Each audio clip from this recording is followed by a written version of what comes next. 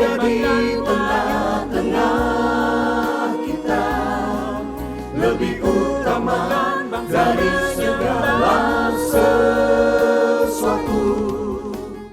Penderitaan yang membawa pertobatan. Jadi sekarang aku, Nebukadnezar, memuji, meninggikan, dan memuliakan Raja Sorga, yang segala perbuatannya adalah benar, dan jalan-jalannya adalah adil, dan yang sanggup merendahkan mereka yang berlaku congkak. Daniel 4 ayat 37.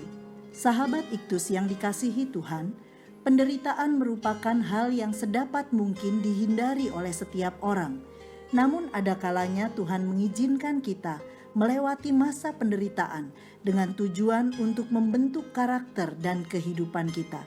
Penderitaan dapat terjadi dalam bentuk sakit penyakit, kesulitan ekonomi, masalah dalam keluarga, kegagalan demi kegagalan, dan masih banyak lagi penderitaan yang pernah kita alami atau mungkin saja akan kita alami.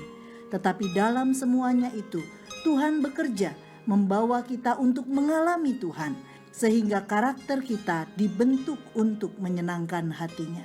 Nebukadnezar adalah seorang raja Babilonia yang sangat terkemuka. Ia hidup dalam ketenangan baik di dalam maupun di luar istana, ayat yang keempat. Ia pun dapat membangun kota Babel menjadi kota yang berkubu dan kota kerajaan, ayat 30. Kebesaran dan keberhasilan sebagai seorang raja menjadi sebuah celah kesombongan dan keangkuhannya. Dan lihatlah, Allah memberi pelajaran berharga baginya melalui sebuah penderitaan yang ia alami, ayat 16 dan ayat 25.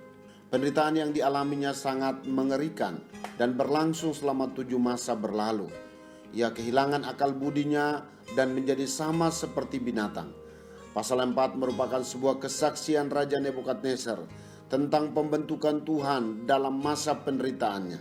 Ia dibentuk untuk semakin mengenal Allah dan segala sifat-sifatnya.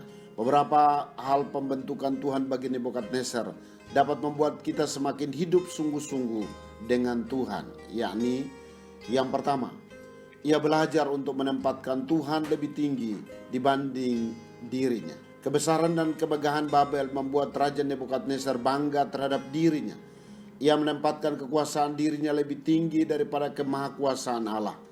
Pelajaran berharga ia dapatkan melalui sebuah penderitaan yang sangat dalam, yakni hati manusia menjadi hati binatang, ayat 16. Tuhan bisa berbuat apa saja agar kita sadar bahwa Dialah yang maha kuasa.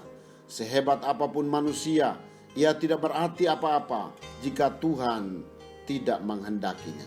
Hal ini membuat Nebukadnezar mengalami perubahan yang luar biasa. Ia menjadi pribadi yang memuji yang maha tinggi dan membesarkan dan memuliakan yang hidup kekal itu. Kata memuliakan dari istilah Ibrani kahafot berarti condong atau lebih berat kepada Allah, yakni menempatkan Allah lebih tinggi bahkan dibanding dengan dirinya sendiri. Semua kata kerja ini menggunakan tenses yang terus-menerus. Ini berbicara tentang perubahan hidup yang bukan bersifat sementara. 2. Ia belajar untuk memahami kedaulatan Allah di atas segala sesuatu, memberikannya kepada siapa yang dikehendakinya, ayat 25. Menunjukkan kedaulatan Allah atas manusia dan segala sesuatu. Raja Nebukadnezar akhirnya dapat menyadari bahwa segala kesuksesan dan keberhasilan yang diraihnya semata-mata adalah pemberian Allah. Dalam waktu yang singkat, Allah dapat memberkati, tetapi dalam waktu singkat pula, ia dapat mengambil semua yang ada pada manusia. Pada ayat 36, pada waktu akal budiku kembali kepadaku, kembalilah juga kepadaku kebesaran dan kemuliaanku untuk kemasyuran kerajaanmu.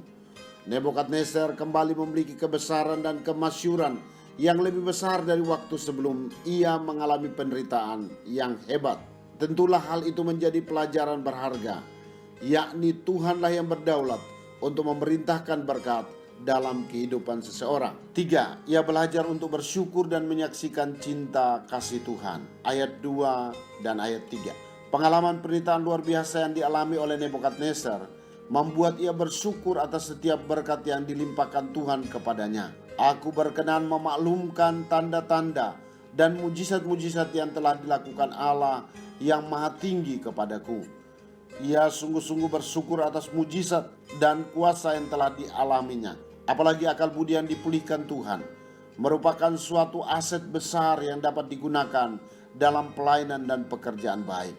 Hati yang melimpah dengan syukur merupakan sebuah modal untuk dapat bersaksi kepada banyak orang. Nebukadnezar menyampaikan kesaksian kepada orang-orang dari segala bangsa, suku bangsa, dan bahasa yang diam di seluruh bumi. Sahabat Iktus, apakah yang selama ini menjadi kebanggaan kita? Allah mengizinkan kita mengalami penderitaan agar kita tidak mengandalkan kekuatan kita yang rapuh, tetapi mengandalkan Tuhan. Penderitaan dapat membawa perubahan hidup seseorang dari yang hidup dalam kesombongan menjadi pribadi yang rendah hati. Lebih dari itu, seorang dapat semakin mengenal Tuhan dan hidup hanya mengandalkannya. Banyak orang yang mengejar keberhasilan, kekayaan, kedudukan, atau kesuksesan dalam hidupnya. Tetapi saya sadar bahwa Tuhan yang berdaulat atas segala kekayaan yang ada di sorga dan di bumi. Saya tidak mau hidup saya terfokus kepada berkat itu, tetapi saya mau mengarahkan hidup saya kepada sumber berkat, yakni Tuhan Yesus Kristus.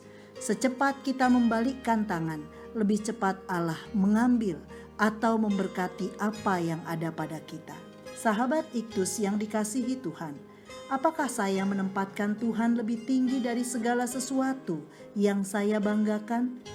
Sudahkah saya mengandalkan Tuhan sebagai pribadi yang berdaulat atas segala sesuatu?